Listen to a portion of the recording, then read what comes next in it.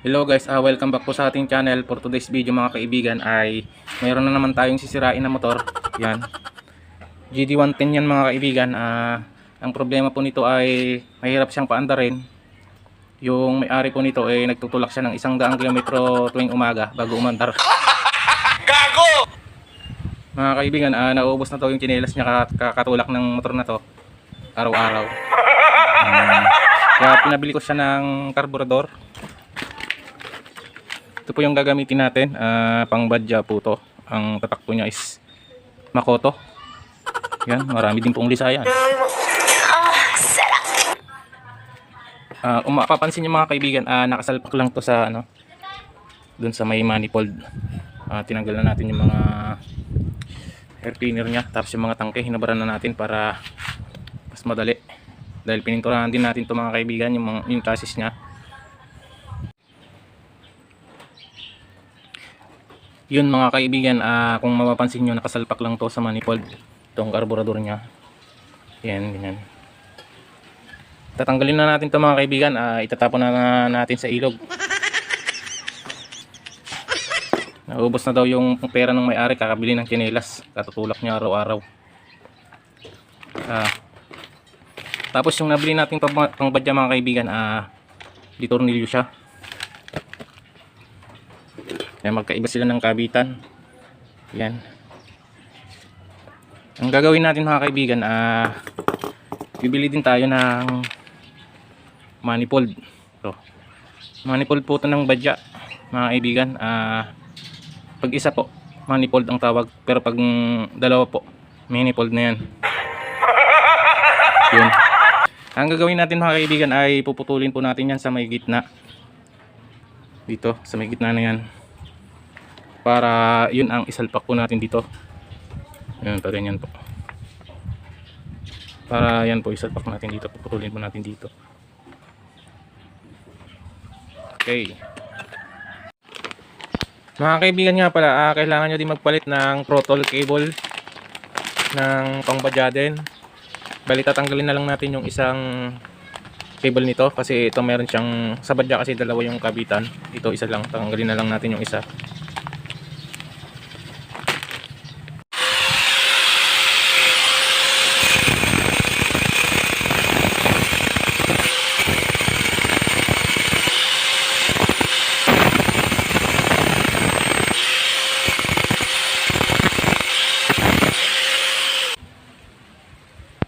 Yan mga kaibigan, naputol na natin yung manifold.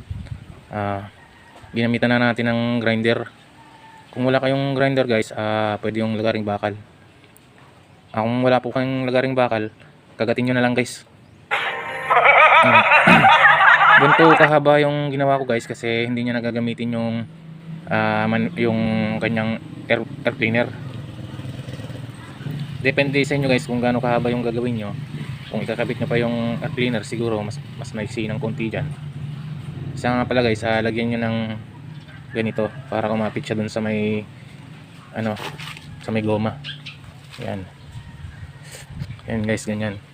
Tapos dyan nyo pa itutornil yung carburetor. Yan. Yan siya.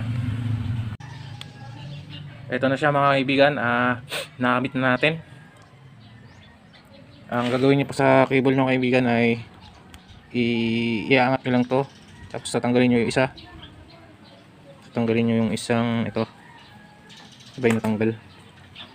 Tanggalin nyo lang po dito. Okay, so pugutin nyo lang dyan. Tanggal na. Babalik nyo yung isa. Uy, ayun yung samot.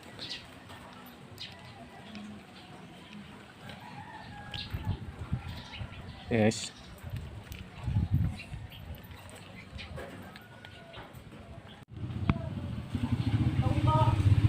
Yun guys, sana lang siya. Kabit na natin. Yung mga kaibigan, in-adjust natin yung karayom dun sa pinakang dulong-dulo para maganda yung hatak. Kasi 110 yung kakabitan natin. Yung carburetor pang 100 lang, kaya tayo na yung mag-adjust. Yan. Yun guys, nakabit na natin. Nilagyan muna natin ng bote ng gasolina kasi marami pa tayong gagawin dyan. Try natin paandarin mga kaibigan.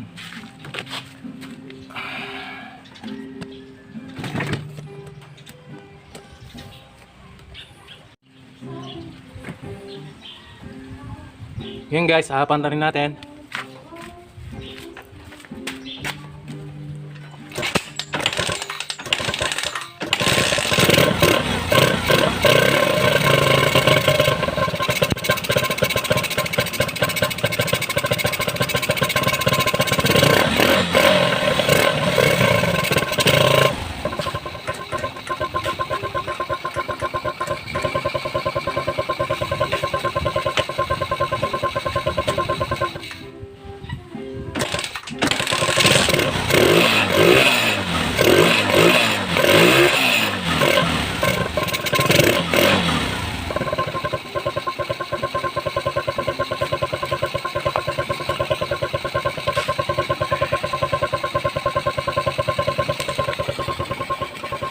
Yun guys, okay naman yung andar nya. Yan.